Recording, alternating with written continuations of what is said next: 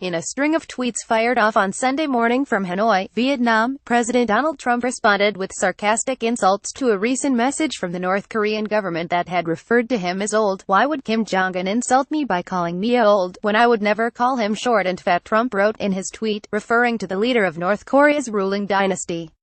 "Oh well, I try so hard to be his friend, and maybe someday that will happen." The message marks an unusually personal escalation of the tensions between the United States and North Korea over Pyongyang's weapons program. It is also another sign of the change in rhetoric used to address North Korea since Trump took office. Though North Korea has long been known for hurling bellicose insults at world leaders, rarely have those world leaders responded in kind. Of course, Trump is not your average world leader. The current president is a pugnacious social media user, often willing to respond with his own harsh words when he feels wronged. As a spokeswoman for his wife, Melania Trump, put it earlier this year, when Trump is attacked he will punch back 10 times harder. Whether this instinct to hit back could help his self-described efforts toward becoming Kim's friend in the future, or harm them, is unclear. The North Korean message that aggrieved Trump was released by the country's foreign ministry on Saturday and described Trump's 12-day tour of Asia as a warmonger's trip for confrontation with our country, trying to remove our self-defensive nuclear deterrent. The statement also criticized the reckless remarks by an old lunatic like Trump will never scare us or stop our advance. The North Korean government has insulted Trump personally numerous times. Its state-run media has run a number of unflattering descriptions of Trump, including the memorable use of the word dotard in September.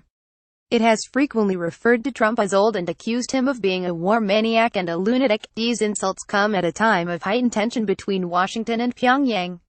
North Korea has pushed ahead with its weapons program over the past few months, conducting a number of long-range missile tests plus a nuclear bomb test since Trump took office. However, the insults also fit into a long tradition of insulting American leaders.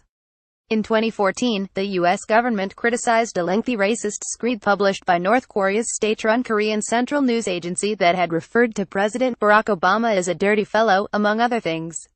In recent years, North Korea has also insulted former Secretaries of State John F. Kerry, Hideous Lantern John, and Hillary Clinton, both a schoolgirl and a pensioner, while the entire administration of President George W. Bush was referred to as a bunch of tricksters and political imbeciles.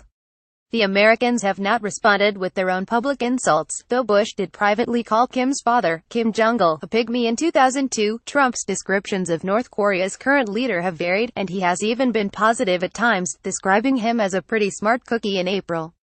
But as tensions with North Korea have escalated, so too has the harshness of the American president's rhetoric, with Trump dismissively referring to Kim as Little Rocket Man and warning of fire and fury if North Korean threats continued, a statement which perhaps inadvertently echoed North Korean propaganda. Some had worried that Trump would use similarly personal and angry language while in South Korea last week and run the risk of inciting the North. However, though his speech to South Korea's National Assembly was deeply critical of North Korea, it was less bombastic and more measured than his previous statements. That speech was drawn up carefully with the input of others in Trump's administration. Trump, however, is a famously impulsive tweeter. Worse still, for both sides the insults may pick on sensitive spots. Trump is the oldest first-term president in U.S. history and more than twice the age of the North Korean leader. Meanwhile, Kim's height is estimated to be 5'7", and he is rumored to suffer health problems due to his weight. By arrangement with The Washington Post, published in Dawn, in November 13, 2017.